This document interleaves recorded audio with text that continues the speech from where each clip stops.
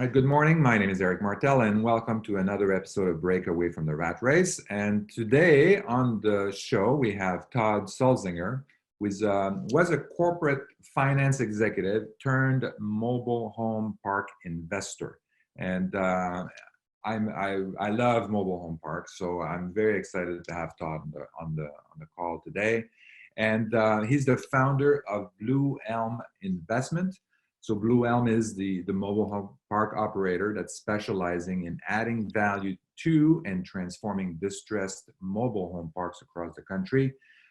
He's built very significant expertise in that area, turning neglected mobile home parks into vibrant communities, increasing the availability of safe, clean, and affordable housing across the country. He's also looking for investors who are looking for above market returns. We'll give all the information about how to connect with Todd later on in the show. But Todd is a firm believer that investing in real estate, in tangible assets, is something that is the most effective way to build wealth, especially in this economy and in previous economy and any economy. So Todd, welcome to the show. Thanks very much for having me, Eric. I'm looking forward to our conversation today. Yeah, so Todd, I'm very interested in transition. I talk to a lot of people that are, they have a full-time job, they save money on their 401k, they do everything they're told to do, and now they're looking 10 years down the road, I'm going to retire and I have $50,000 in my 401k. What am I going to do, Todd? So, you were kind of in a similar situation, corporate finance executive. So obviously, you know your numbers, and you decided that the best way for you to achieve financial freedom and move forward was to basically invest in real estate. So can you talk to some of our viewers and listeners and say kind of like, how did you make that transition to say that this is what I need to do and this decision makes sense? Sure. Well, I followed a typical path, as a lot of people do, in terms of career and investing. Graduated from San Jose State, started working in finance, and started putting money in my 401k, and followed all of the typical advice. Read Money Magazine and Kiplinger's on diversification and looking at average returns over the life of the stock market. And then I went from the 2000 to 2010 period when the market returns were pretty much flat, and it related in great part to putting aside money for my daughter's college plan. Mm-hmm. So she was born in 1998, and in 2000 did all the analysis in terms of what we thought the cost of college was going to be when she got there, what our average returns would be. And then during that 10-year period, returns were pretty much flat. I was like, wow, how do you make up that difference, and how do you rely and plan on what are historical averages that don't fall into the same time period that happened to you? And then during that 2008 2010 period, the financial crisis happened, where you found a lot of retirees who, if you just happened to time it incorrectly and you needed to pull out your money when the market was taking a downturn, then you'd really be stuck. So it was during that time frame that I started to read a lot of books, started listening to podcasts early on about kind of early in the podcast days, starting with the real estate guys back in 2009, 2010, and started to attend some of their events and meetups, and found people who were investing out of state. Mm-hmm. And when that idea first came up to me, I just thought, that's impossible. How can you not have the ability to drive by your property, check up on it, see it every day, and know that it's there?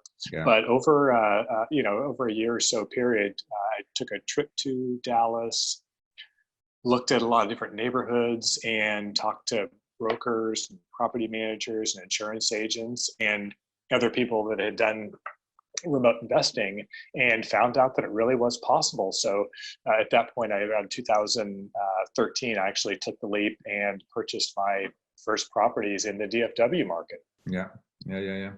And that's, yeah, exactly. I mean, we kind of live in a bubble here, and we're both in California, and then we think that, oh yeah, this is, you can't buy houses at this price, and it doesn't make Right. sense. You think that nothing makes sense.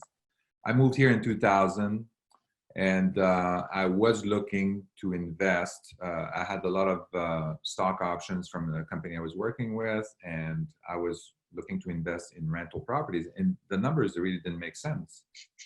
The returns were not that good. I mean, you can make anything cash flow. You put enough money into it, yeah, Right. you can make anything cash flow. But then you look at your return on the investment, and it's like, well, that doesn't make sense. I might as well just, buy bonds or something like that. And it, like you, my mentality was, because the first apartment building that I bought was, I was at university. It was 45 minutes away from where I lived.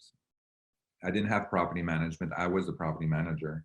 Mm-hmm. So every time there was a problem, I had to go and drive there like 45 Right. minutes, just like, I did not like that. So the idea that I could get something that is out of state or far away would not, really didn't make sense for me. So that's why I was looking something that was very close by and all of that. But later on, I mean, this is what happened, where the transition happened. We kind of like started looking more and more into like, how would we make it work if we were to do out of state? How would we make that work? Like, well, we would need to have this. Okay, let's find that. We need to have like feet on the ground. We need to have a solid property management company. We need to have a contractor. Okay, well, let's find those people. Let's interview them, find criteria, and build communication and processes to make sure that we have what we want. But yeah, once you make that shift, then then these things are possible. Yeah, definitely a big mental leap. But then I know it really hit me because I have one single family house that's a rental in Sacramento. And because it's closer and it's near where my parents live, I do drive by more often, but there's nothing really you can do. I have a property manager managing that property. Periodically, I'll drive by, I look at the house. It's still standing, hasn't burned down, and carry on my way. Yeah. Similar to going to Dallas. I would go to Dallas sometimes for real estate conferences. And when I was there, I would drive by my houses in the Dallas market, and same thing. I drive by, house is still standing. I can't go inside and look at it. So it really felt like I was being as active driving by a house in Sacramento a couple hours from where I live compared to driving by a house in Dallas. So again, if you have good property management and can do annual inspections and have good video and photographs, then it's very, very doable. Yeah, I think the other thing too that I think why people are not doing the transition, and so there's a couple of things. I think one of them is that you kind of get, I don't want to say lazy, but you kind of get comfortable in you get a paycheck every month. You don't have to work too hard, and you don't have to figure things out. But now when we're asking people to say, well, now you need to own apartment buildings, or you need to own like single family rentals or mobile home park, well, now you have to figure things out. You have to learn something new. You have to create a company. Now, you have to figure out the accounting, all that kind of stuff. Like that seems to be overwhelming for people. Yes. I agree that can happen, and it is. You are more active in your investment. That's a choice people take, and as long as they're consciously going into that, saying, I'm willing to, hand over my money to a financial advisor, mutual fund, knowing that it's going to cost me a lot in returns, and I'm going to have, not have control over that, potentially not have cash flow, not have something that's going to appreciate, have some of the benefits of real estate. You can objectively say, I don't want to take on that additional work and burden, then, and really want to be lazy about it, but are willing to accept the cost, then that's a choice to make. So you have to force yourself to say, well, this is the decision. Yes. Because And I think passive one thing income, yeah, passive income, this is something inevitable. I mean, we're all going to need that at one point. We're going to want to stop working, and even in some downtime in the economy, you don't know if you're going to have a job or not. But at least if you have some passive income that's coming in, that can smooth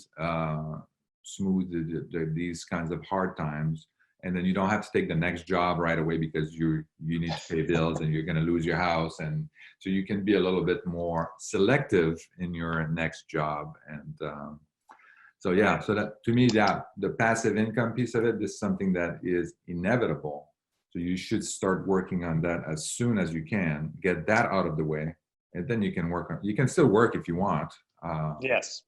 but you may Yeah. not have to.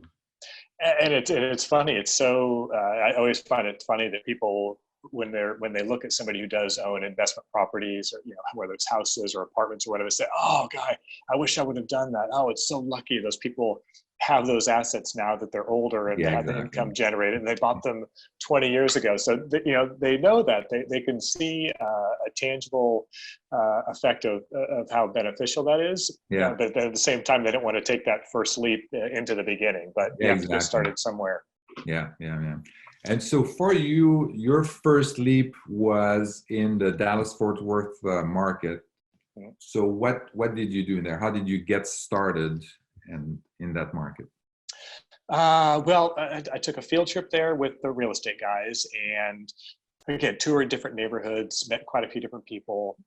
Through them, I met a guy who was actually building new homes for investors.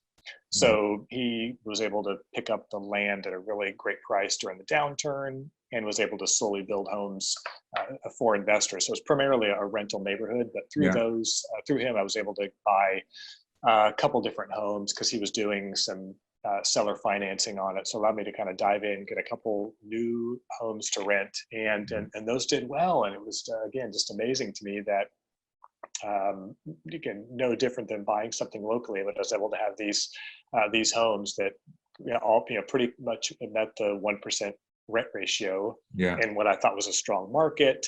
We did have a little bit of turnover, but it was not hard to find tenants to replace those, and it was really working. Yeah. Oh, so that's good. So how many properties did you end up buying with that particular contractor? I bought 3 with him and one turnkey property from another provider. Okay. And then they were handling the property management piece of it, so you didn't have to worry about that? They through the initial person that I bought the first 3 from, they had a relationship with a property manager, so I used them to manage the properties. Okay. And then so what happened after that? So what's the next transition point for you? Well, right. So when I first started, I just had this idea, okay, if I just keep buying properties one at a time, eventually I'll be able to have enough to replace my income. Getting into that a little bit was like, okay, how long is this going to take? If I need, 20, 25,000 for each property, this is, I'm not going to be able to scale as quickly as I'd like to. Mm-hmm. And then during that process was just when I was building relationships with other investors, I started to meet other people putting together these crowd-funded investments called real estate syndications, where instead of trying to go and buy an apartment building yourself or a group of single-family homes or mobile home parks, that you could pool investors' money together and acquire bigger assets. So I started to learn about that, attended a lot of conferences, joined some mentoring groups, began to talk to a lot of the people that I'd worked with, friends and family, about what I was doing. And what I found was that a lot of people have a desire to invest in real estate, but don't want to do all of that research on looking at markets, looking at different properties, negotiating with the seller, dealing with the financing part of it. And I thought, I can use my finance background along with my passion for real estate and put this together into building a company to help limited partner investors get the benefits of real estate without doing all the heavy lifting. Yeah. Oh, so that's good. And then, so when you started looking you started looking for these mobile home parks, kind of on your own, right? So you started kind of like looking at different markets, different.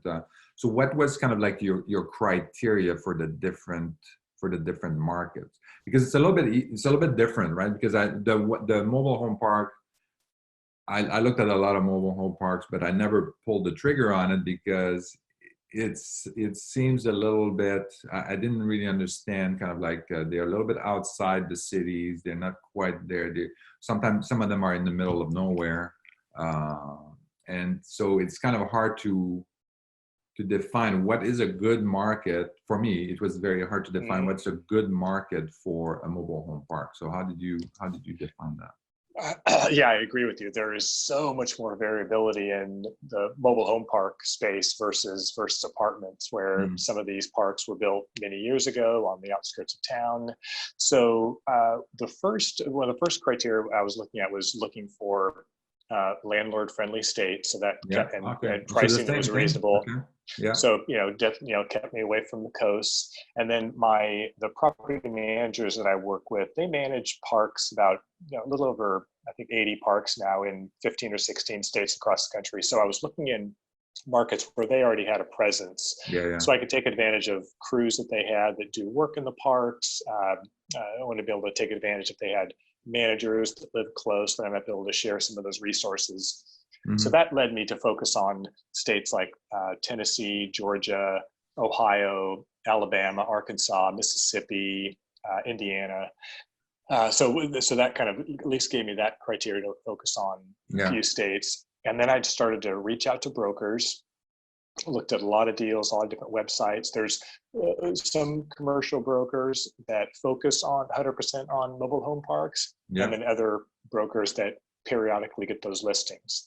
So just started, building those relationships, making a lot of phone calls, looking at a lot of deals, and then also work with my property managers, looking at deals that would sometimes come across their desk. So kind of then at that next level was looking at some of the same things that you look at when I was looking at single family homes, or even when I was considering buying some small multifamilies, was Hmm. what does the market look like? What is job growth, diversification of employers, and Okay. Yeah. household income, Yeah. Yeah. and then comparing what the current mobile home park rents are in relation to apartments in the area. So, Okay. if I knew that I could rent a mobile home for 500 or 600 and make the deal work, and that was in a market where maybe a 2-bedroom apartment would be 800 or 900, or a 3-bedroom home might be 1,000 or 1,100, then I knew that the market would be strong enough to support renting the mobile homes in the, say, $450 to $600 range. Hmm. But except that, so there's a couple of things too with the rent for the mobile home. So some of them, they own the mobile home. So Right, they're just paying for utilities basically, and then the land, they're renting the land from you, right? So right. how do you compare that? How can you compare that with existing rent in the area? And also typically the mobile home park, they don't have not necessarily like comparable apartments close by that you can compare the rent with. So do you take how do you figure that out? Well, it does depend on the market, but the first parks that I bought in Georgia, was in a town called Milledgeville. It's about 55, 60,000 people. Smaller town, but I would say, driving around, there must have been 20 plus mobile home parks in this town, plus several apartment buildings. So I did have Oh, so you did some have some comparability. comparables there. Okay. Right, right, right. And then I looked for some of the things that there's some. One of the things a lot of people in the mobile home park space look at is there a Walmart in town? Right. If Mhm. there's a Walmart or Walmart Right. Supercenter, if they've done that sort of demographic research to say that the town can support Yeah, a that big makes sense. Yeah. department store like that. So Mhm. this town had a Walmart. It also had a Lowe's. So looking at that town to think, okay, wow. So you think it's only maybe 55, 60,000 people, but it's got those two businesses that are required to keep the town going. Mhm. And then just looking at other things about, again, diversity of employment. I looked at some parks that, like you had said, were way out in the middle of nowhere, 20, 30 miles from a Walmart, or other parks that might have only had one store, like one manufacturing plant. Yeah. Maybe it was military base may have been the primary employer. So I was looking for a diverse income base or a diverse economic base that would continue to support the ability to have tenants there, even if there was a downturn.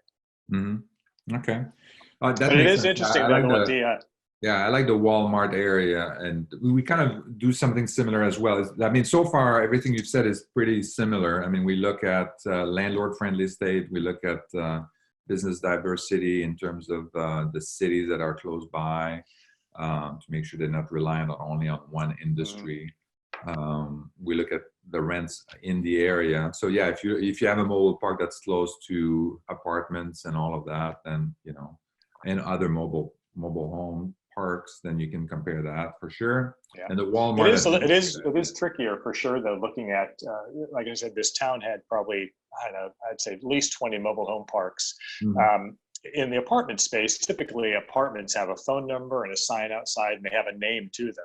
Yeah. In the mobile home park world, oftentimes you don't see that. You'll just drive down the road, and even one of the parks that I bought in this town is just a couple acres and has about 25 houses on it. There's no sign, it's not names, there's no number to call. So gathering the comparable information, it takes some detective work sometimes to actually find out what the rents are at the different parks. Okay. And then you have to look at, and then so the Walmart, I think it's a great idea as well. Kind of like Walmart and these kinds of stores that kind of anchors the town. So and then figure out, hey, if it's good enough for them, good enough for me. Right. That'd be a good. They spend a lot more money on the marketing research than we do. Yeah, you may as well leverage that for sure. So that's a very good tip right there. And then so you kind of have you have the rent for the unit itself. So sometimes you own the mobile home itself, and then you rent that just like an apartment, right, or a single family. Yes, right. Yeah, so the park in Georgia was 71 spaces. Well, two parks that I bought about a mile from each other. And of the 71 spaces, 10 of the residents own their own home, and we rent the lot. The rest of the homes that we acquired with the deal, we rent them similar to an apartment. Okay. And then, so that's good. And then what you do with the park, so you buy the park, and then, so you do some due diligence. Obviously, you're going to look at, kind of like the state of in terms of the amount of rehab you want to do. You want to do some, I think you want to build a community. You want to make it look nice and stuff like that.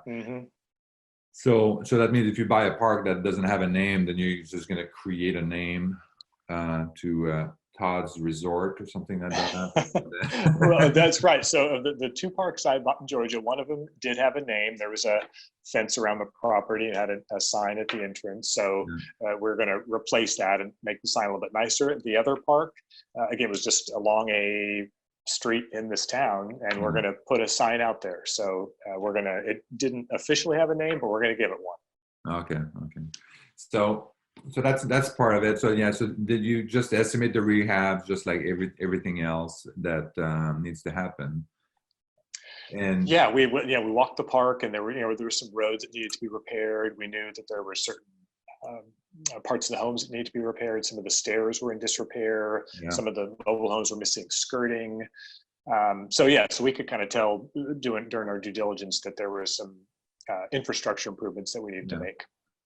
And the thing about these mobile home parks, to me, like the part of it is operates kind of like apartment or single family rentals, and sometimes homeowners association, I would guess. Like if somebody owns their home and it's in disrepair, do you have something to go back to and say, hey, you have to abide by the rules of the mobile home park. Your house needs to be painted these kinds of colors, and you have to take care of this and all that. Do you have rules like that in the mobile home park?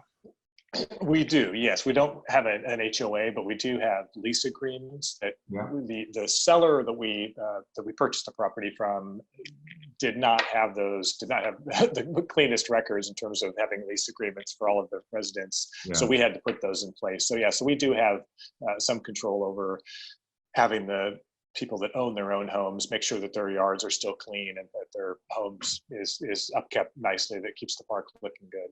Okay. And what's the recourse? Like if they refuse to do that or they don't have the money to do that?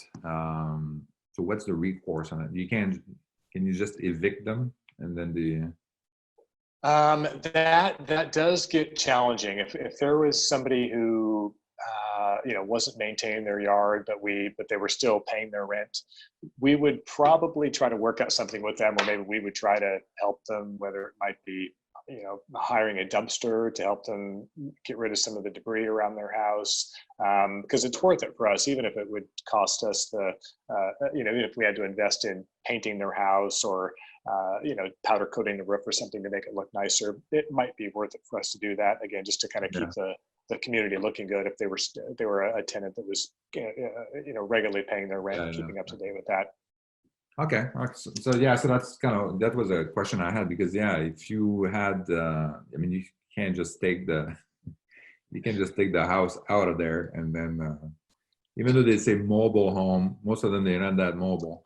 They're not, and you can't, if somebody is not paying their rent on the lot, then they can be evicted from their home, even though they own it. So that is one of the benefits of a tenant-owned home model, is that it's more likely that they'll stay and make that payment because they don't want to lose their house. So that definitely is one benefit of that model versus the park-owned home model, where the returns overall can be higher.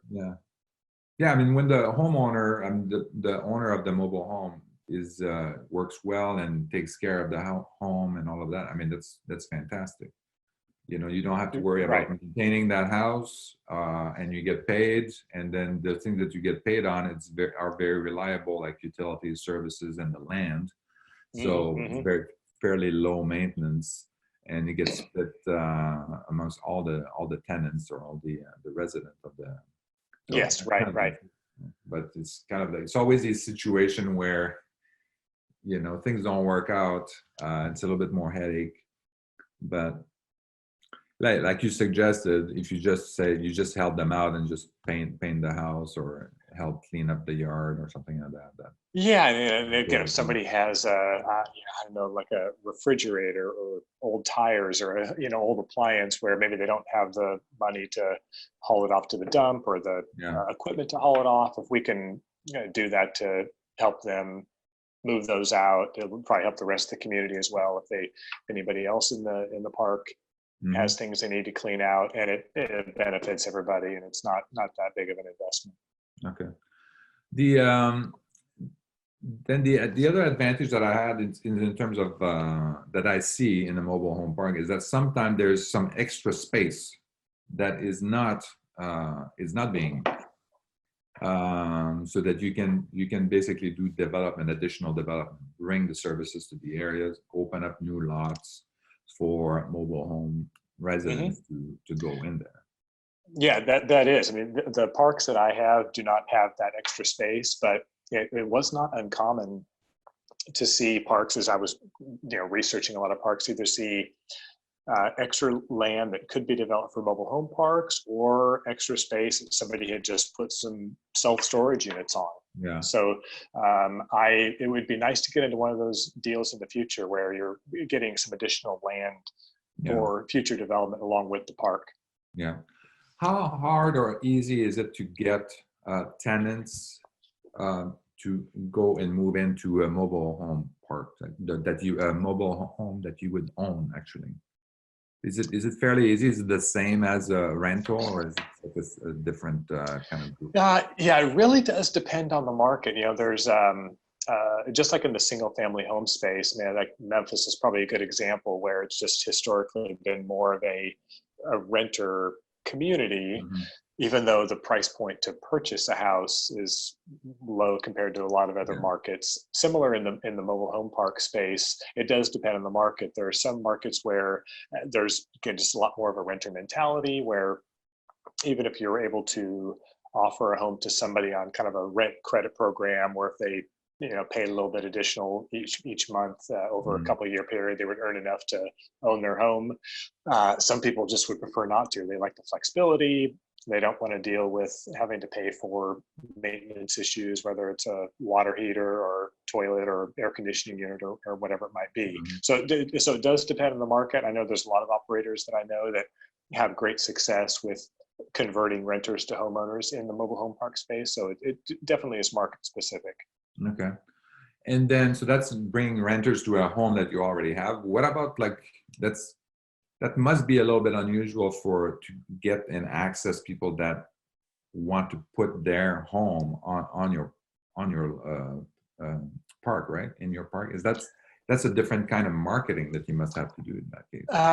Yeah, that would be, and we haven't done that approach yet, but again, because a lot of it is market specific and demand in this in the town. Like I'll use Milledgeville as an example.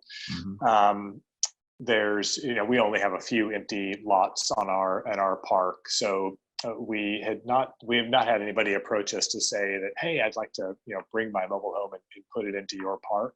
I'm sure it does happen. We just haven't seen it yet in our parks. Yeah. Okay. And then in terms of financing, any kind of special concern issue? What kind of loan is it, and is it difficult to get any kind of financing for that? It's not as easy as it is to get financing as it is in the apartment space. One of the good things about the mobile home park space and what happened with this park in Georgia is we were able to get seller financing for the park. Oh, wow. Once the loan values get over $1 million, you can start working with some of the larger banks to get financing. Below that level, it is more challenging, and it's working with more local and regional banks that understand the space and lend in it. So with the parks in Georgia, we had approached a couple banks and we're working with them. Loan to values are a little bit lower than in the apartment space. We were kind of looking at a 65% LTV in the park. Okay. During that process, we were also talking to the seller and seeing if they were interested in possibly carrying a note on the property, explain to them some of the benefits of the capital gains treatment, and at worst case, if we defaulted, they would end up taking back over a park that they already knew how to run. So we were, through the process, we were able to negotiate really great terms, interest only financing terms with the seller to carry back a note on the property. So it smoothed out the closing process. We didn't have to go through appraisal or kind of all the hoops we'd have to go through with the bank, and again, got great terms from the seller. So in this space, the ability to get seller financing is better than in the apartment space. Okay. And in terms of what do the typical numbers look like? Any kind of in terms of the amount, the rent, the operating expense that you can expect from that? Is there some kind of some numbers that you're looking towards, or that you kind of use as a benchmark? Yeah, well, I was looking at some of it. I was starting to often compare to a rent ratio standpoint, looking at, especially when I looked at the vacant lots we were bringing houses into. So we purchased just over the last couple of months 3 refurbished homes. So there's actually mobile home flippers. So there's companies out there that buy homes that are in a park potentially that have been neglected or in need of repair. They'll buy those for, let's say, $2,000 or $3,000. They'll take them out of the park and spend $5,000 or $6,000 fixing them up, and then they'll sell them to people like me that just want to buy a turnkey house to put on the property. So we bought a 3 late 90s, about 950 square feet, 3-bedroom mobile homes, and put them onto the park for all in about $20,000. Okay. And we'll rent those for $600. So when you look at the rent ratio compared to single family homes or apartments, to get a 3x rent ratio is pretty good. That's very good. Yeah. Oh, wow. And then in terms of the overall park, so how much is in terms of operating expenses, like in terms of revenue compared to revenue? What's the Yeah, when when we kind of assumed the first year I was building a 5-year model for these for this park, it was a syndicated deal. I raised money for investors, so I had a 5-year plan, assuming we'd exit the park by that time to return everybody's capital. And then we're starting off in year one, probably at I would say maybe 55 to 58% operating expense, going down to the high 30s out at year 5. Okay, wow. Okay. Yeah, 55 is a little bit high. But... It is, yeah. And we assumed that there was going to be turnover, which there was.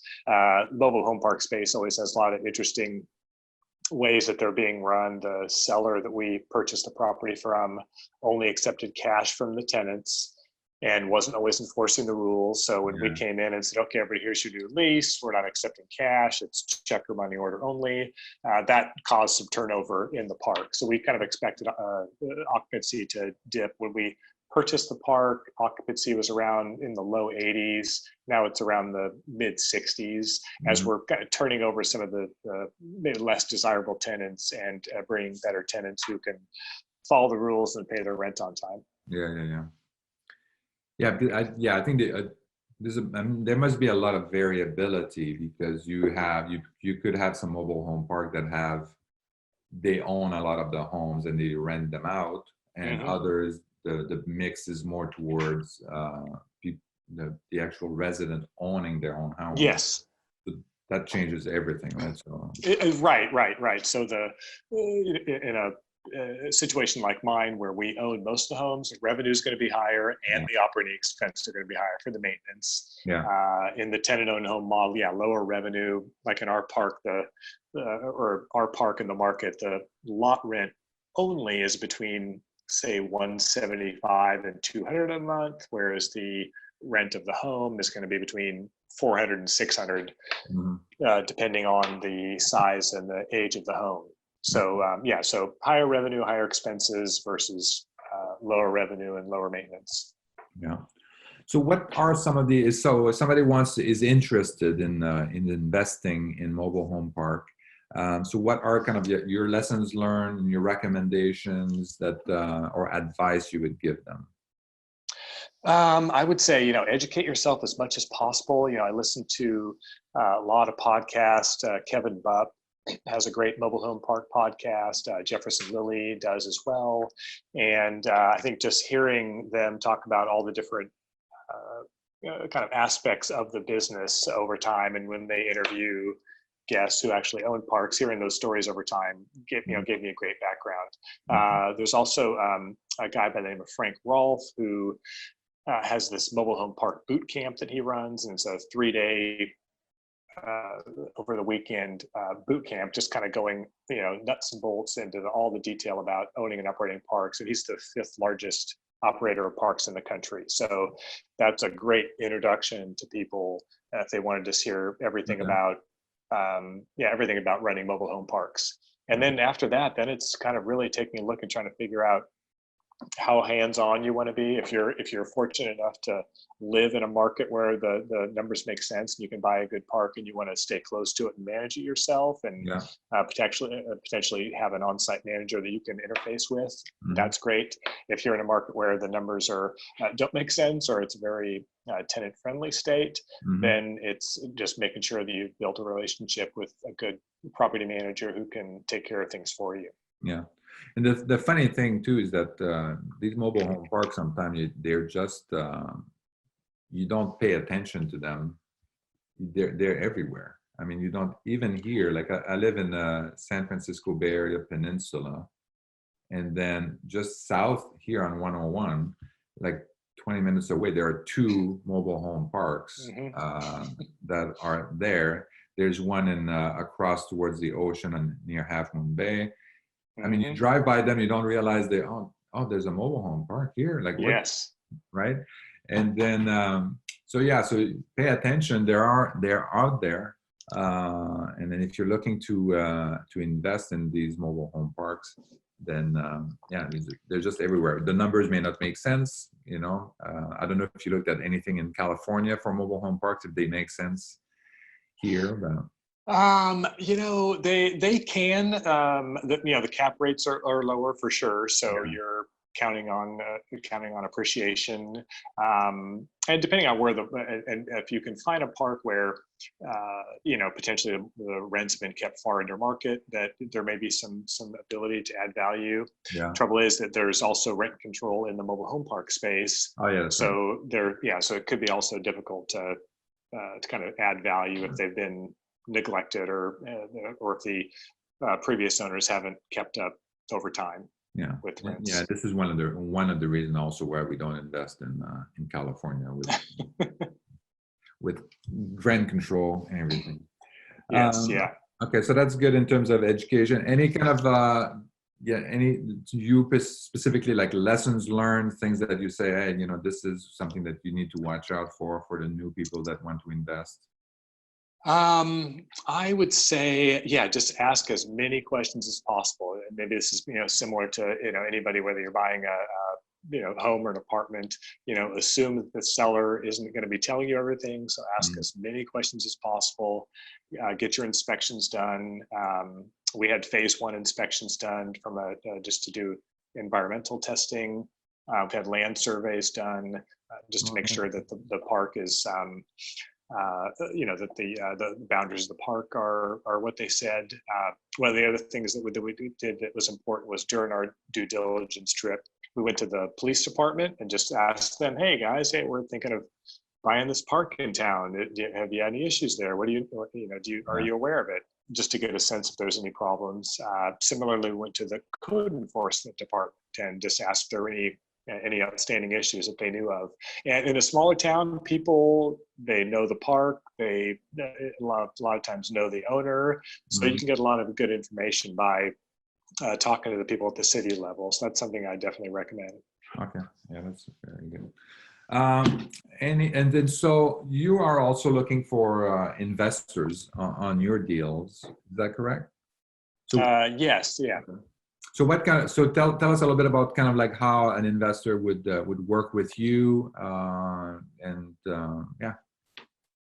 Yeah, so like with the park in Georgia, for example, we raised money from limited partner investors, and we do 506B syndications, where we'll take accredited and non-accredited investors, typically at $50,000 per share to get in the deal. And those investors, again, get to take advantage of the benefits of real estate, like the depreciation will flow through to the investors based on the amount they invest in the project.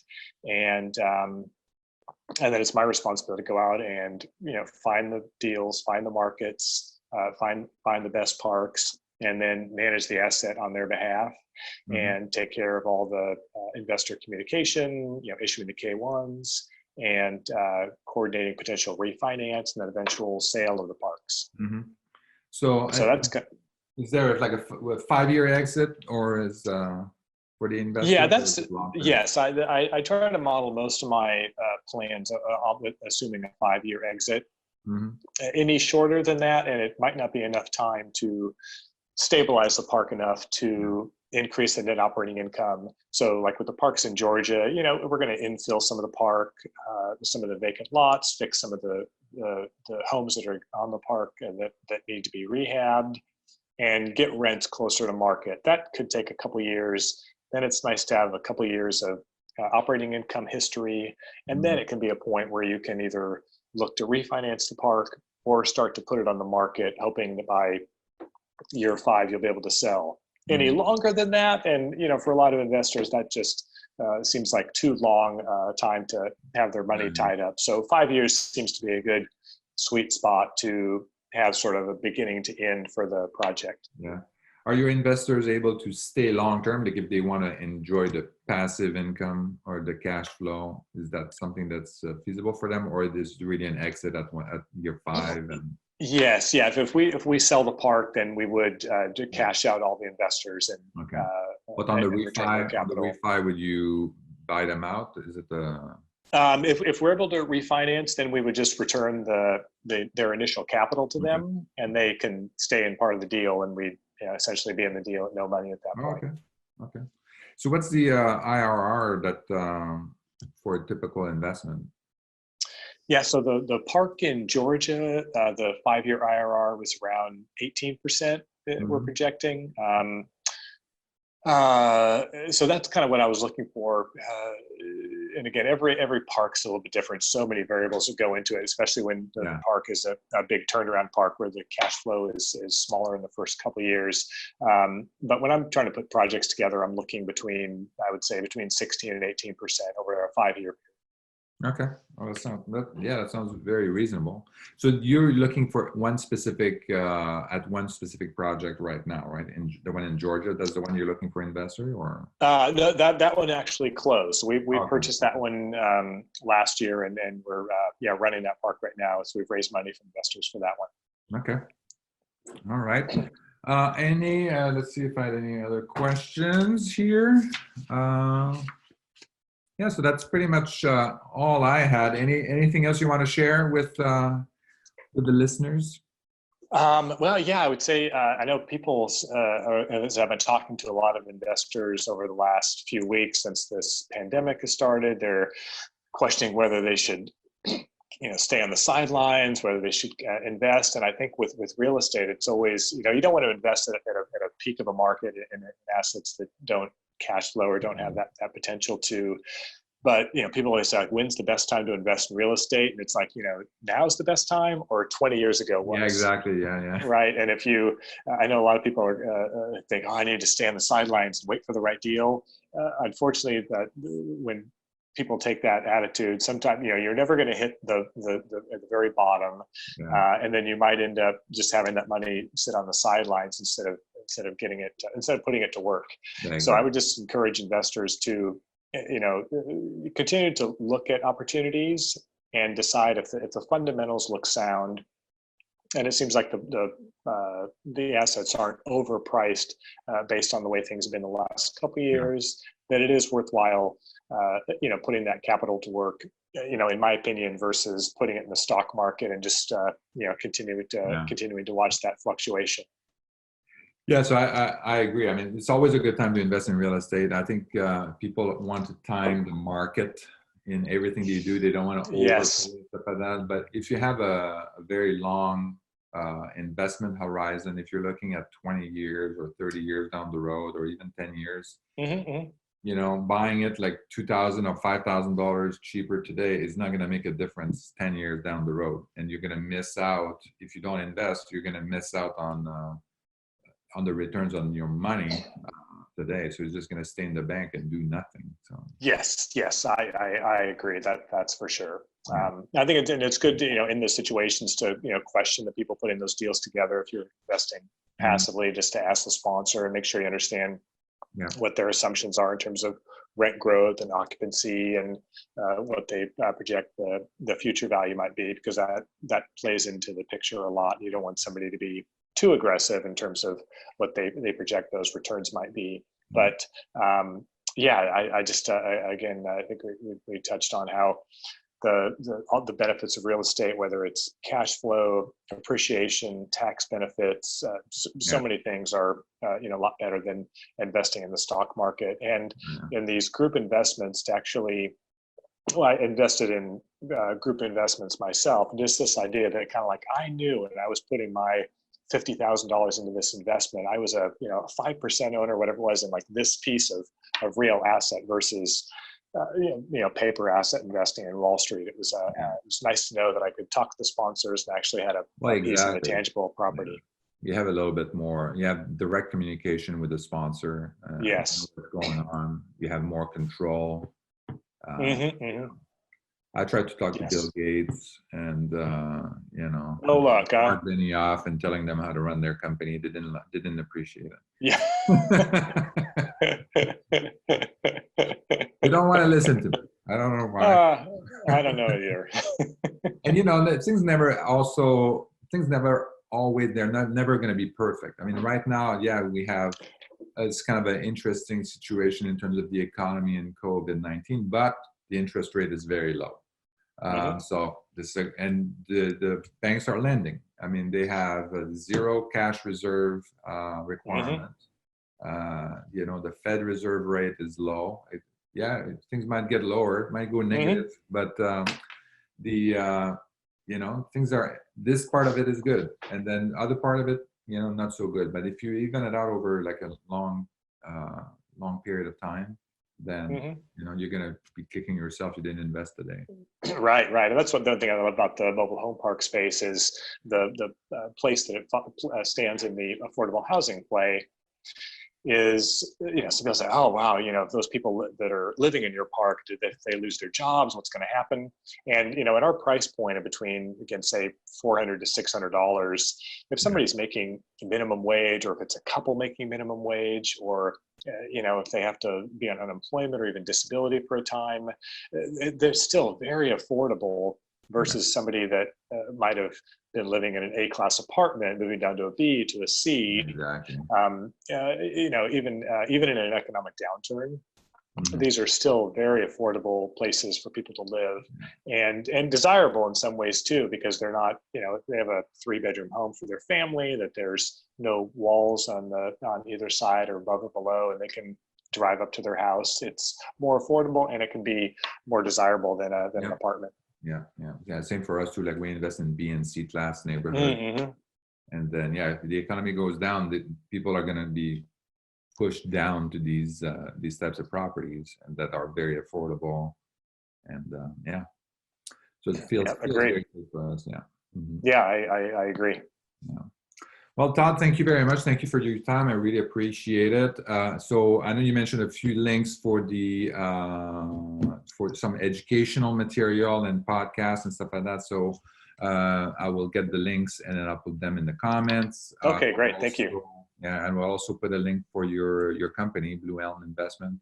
And so if people want to reach out to you and get lined up for your next investment opportunity, then start communicating with you, and so that they're aware of the next deal coming through. That's great. I love to talk real estate and educate people about real estate and mobile home parks. So feel free. I'd love to talk to any of your listeners that would be interested in learning more. Okay, great. Well, thank you very much, Todd. Great. All right. Thank you, Eric. Appreciate your time. Yeah. Take care. Thank you for listening to Break Away from the Rat Race with your host, Eric Martel. If you want to share your story and experience with our listeners, please message us on Facebook at Break Away from the Rat Race. Also, please subscribe to our YouTube channel and our podcast on iTunes.